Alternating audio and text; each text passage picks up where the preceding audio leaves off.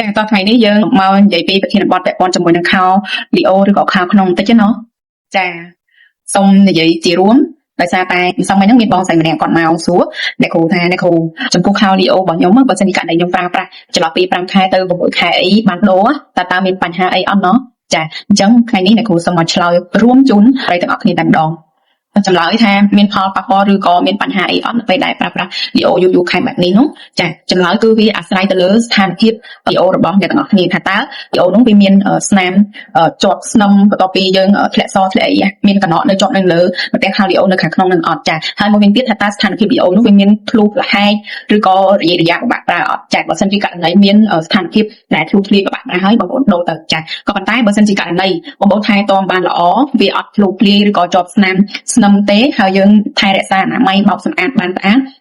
ស្ថានភាពនៅប្រើប្រាស់បានគឺយើងបន្តប្រើប្រាស់ទៅក៏ប៉ុន្តែអ្នកទាំងអស់គ្នាត្រូវស្គាល់ថាវីអូរបស់អ្នកទាំងអស់គ្នានឹងគឺថែរក្សាបានស្អាតដោយប្រើប្រាស់ជាមួយនឹងសាប៊ូបោកសម្លៀកបំពាក់ឲ្យស្អាតហើយត្រូវប្រកាសថាដាក់ហាលថ្ងៃនៅកន្លែងប្រទេសខាងក្នុងហ្នឹងលាតត្រដាងវាដាក់ហាលថ្ងៃឲ្យបានត្រឹមត្រូវដើម្បីសម្រាប់មេរោគនៅតោងជាប់នៅលើប្រទេសខោលីអូខាងក្នុងហ្នឹងជៀសវាងការតោងជាប់មេរោគនៅប្រទេសលីអូខាងក្នុងហ្នឹងទៅជាបង្កគ្រោះថ្នាក់ផ្សេងៗទៅដល់បញ្ហារោគស្ត្រីរបស់យើងផងចំពោះប្រភេទសាច់កណាត់ខោលីអូដែលអ្នកទាំងអស់គ្នាគួរជ្រើសរើសនោះខ្ញុំណែនាំឲ្យជ្រើសរើសប្រភេទខោសម្លៃក្បាស់ឬក៏ភាសាអង់គ្លេសដាក់នៅលើខោហ្នឹងហ្មងហៅថាកូតុងចាដែលប្រភេទសាច់កណាត់កូតុងនេះគឺវាមានស្ថានភាពល្អចាមិនហោះពេកមិនក្តៅពេកមិនស្អុះស្អាតចាហើយមួយវិញទៀតគឺវាងាយនឹងស្ងួតចាក៏ជាកត្តាមួយធ្វើឲ្យងាយស្រួលដល់អ្នកទាំងអស់គ្នាក្នុងការប្រើប្រាស់ផងដែរចាហើយមួយវិញទៀតជ្រើសរើសលីអូណាដែលមិនតឹងពេកហើយក៏មិនធូរពេកស្ថានភាពល្មមដើម្បីសម្រួលដល់រឿងក្នុងការបត់បែនចលនាក៏ដូចជាងាយស្ងួតមិនធ្វើឲ្យជក់ទឹកមិនបង្កដល់ផលប៉ះពាល់ផ្សេងៗពាក់ព័ន្ធជាមួយនឹងតំបន់ទ្វារនេះសួរថាចុះប្រភេទខោលីអូផ្សេងយើងអាចប្រើប្រាស់បានអត់ប្រើប្រាស់បានទៅតាមចំណង់ចំណូលចិត្ត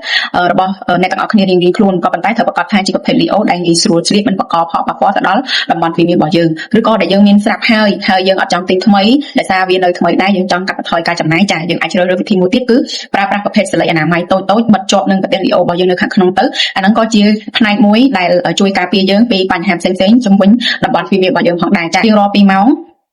ដូរម្ដងហើយនៅពេលដែលចូលបន្ទប់ទឹកគឺត្រូវតែលាងសម្អាតឲ្យបានស្អាតផ្ដិតឲ្យបានស្ងួតជៀសវាងអាកណកទឹកហ្នឹងវាតោងជាប់នឹងសលៃឬក៏ខោលីអូរបស់យើងដែលវាធ្វើឲ្យបង្កផលរមាត់ផ្សេងៗទៅដល់បញ្ហាតំបន់ទ្វាររបស់យើងដែលបង្កទៅដល់បញ្ហារោគស្ត្រីផ្សេងៗអញ្ចឹងបើសិនជាករណីកត់ចិត្តថាលីអូថ្មីអត់មាន